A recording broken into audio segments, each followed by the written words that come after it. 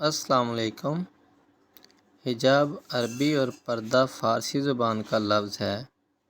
یہ دونوں الفاظ تقریباً ہم معنی ہیں۔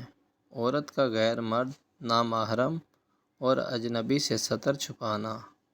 غیر مرد اور نامحرم اور اجنبی سے ستر چھپانا، اپنے آپ کو پوشیدہ ڈھکا رکھنا حجاب یا پردہ کہلاتا ہے۔ ویسے بھی عورت کا مطلب ہی ڈھکی ہوئی چیز ہے۔ حجاب کا لفظ قرآن کریم میں 7 مرتبہ آیا ہے اور یہ مختلف معنوں میں استعمال ہوا ہے۔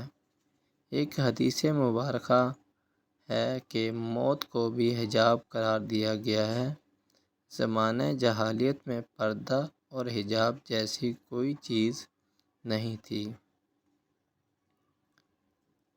لیکن بعد از اسلام جو مسلمانوں کے تمدن اور معاشرت کی بنیاد بڑھتی گئی، اس کے متعلق مناسب احکام نازل ہوتے گئے، حتیٰ کہ شریعت مطہرہ نے مسلمانوں کے شرم و حیا اور عزت ناموس کی پوری حد بندی کر دی گئی۔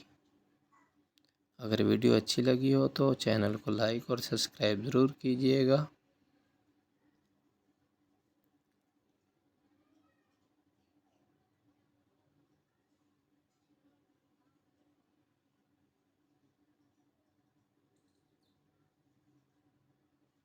جزاک اللہ خیر۔